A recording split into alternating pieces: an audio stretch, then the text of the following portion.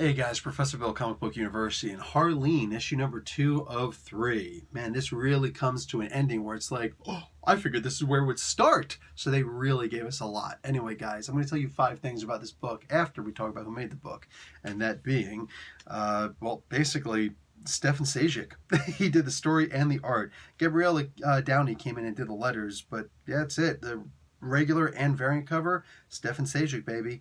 And Harley Quinn was, of course, created by Paul Dini and Bruce Timm. So let's get talking about number 1 on this list, and that is the world would be a better place without the Joker. See, the Joker basically gives his philosophy here, and he starts talking about how, we all wish death upon some people, or just disappear, which is basically death for some people. The really bad people, the bad apples, the bad seeds in the world, the people who don't really add anything to your life. In fact, they actually take away, and they're painful, they're hurtful, and, just anybody who's along those lines. We all, for the most part, think the world would be better off without these people. I kind of turn this on its head, and I laugh about it, and I wonder if Joker's not in on the joke. Won't the world be better off without Joker?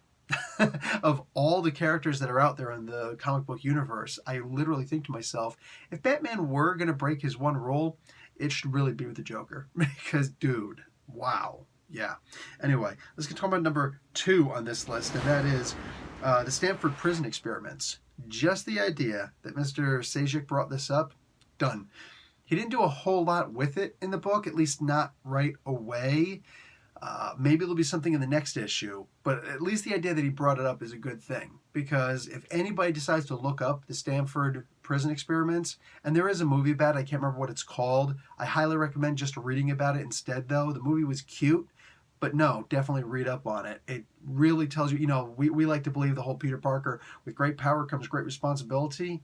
Yeah, the way that it was originally quoted by Stan Lee was, with great power, there must also come great responsibility. Here's the trick. If not, you're just going to be an abuser of power. Yeah, that happens all the time. And even even students actually wound up finding this out. So Stanford Prison Experiments, please check it out. It's amazing. Let's talk about number 3 on this list, and that is Rechanging History. Again, look, man, there was somebody who complained and said that I have a problem with DC changing its history or its continuity and stuff like that, and I never talk about Marvel doing it. Well, Marvel doesn't really do it at the end of the day. They'll have their What If comic books and a couple other little things here and there, but for the most part, Marvel's been on the same sliding timescale since their creation, ever since the Submariner made his first appearances in, what was it, Marvel Funny Comics issue number 1? I mean, like, what the hell, dude? He had it out for free in a movie theater, mind you. So I find that a very strange thing to even bring up. But on top of that, I actually don't have a problem with DC changing its timelines and stuff like that. I simply mention when they do it. I bring it up so that you know. That's all. Anyway, so they do it again here. I mean, it's an Elseworlds comic book, crying out loud. Black Label. It's essentially an Elseworlds comic. So yeah, I'm cool with it. One of the big things that I noticed in here, besides the idea that Batman is a little bit different, just a little bit, but this isn't a Batman book, is the idea that Marconi still throws the acid at Dent. And usually in the comics, the history is always shown, even through a crisis, that Dent is the one who winds up killing Marconi, in revenge. Well, in here, that's not the case. And it was interesting to see this. There's a new character group out called the Executioners, and I had to look up to see, were these guys around someplace and I just never noticed them before? And apparently no. This is something that Stefan Sajic actually made himself, and freaking brilliant idea, dude. Oh, wow, I'm all on board for this. Let's talk about number 4, and that is her question. Harley just needs to ask a question to Batman. I would say this is probably going to have to be the worst part of the book for me, because although it was handled pretty well on everybody else's part, Harley just looked really weak in this. Maybe the whole idea was to show that she is weak, or at least in this particular aspect, she was weak. Maybe she needed to find her strength by becoming Harley Quinn as opposed to Harleen Quinzel. So when she did go up and ask Batman, and the question wasn't even vetted first by Gordon, and Batman didn't know how to answer it right away, but he did answer it with a lot of class, and he didn't take anything away from her.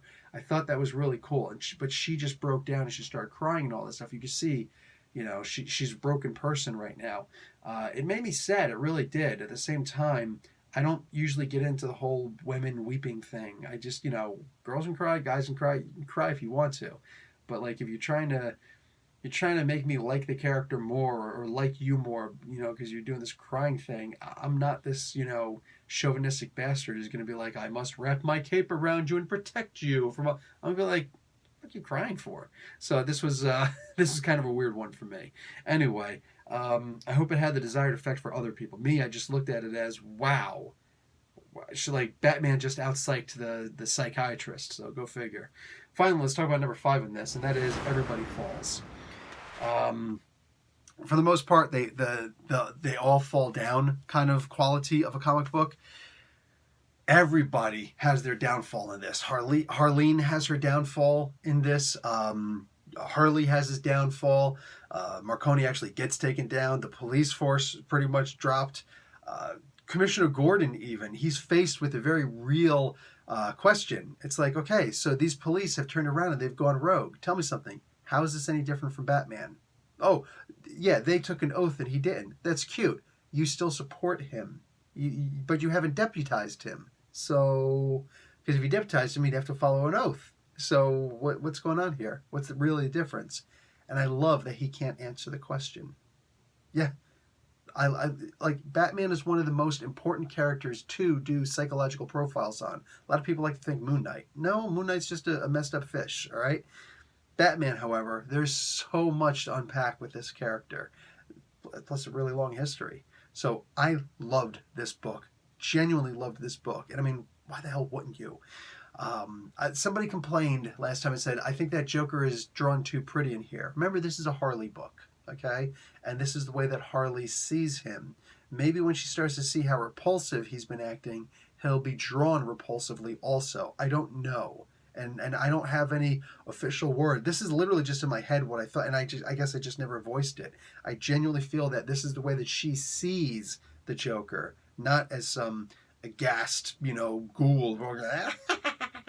No, he's a really good-looking guy because he's a troubled soul, and she just wants to try and heal a troubled soul. Maybe she's not strong enough to be with someone who's not troubled. So, you know, like, oh, he's a perfect catch for me. Yeah, maybe. I don't know, but I love psychoanalyzing it. Sejik's good in this, man. I think I want to see him writing some more books. Anyway, guys, that's it for me. Professor Bill, Comic Book University. Class dismissed.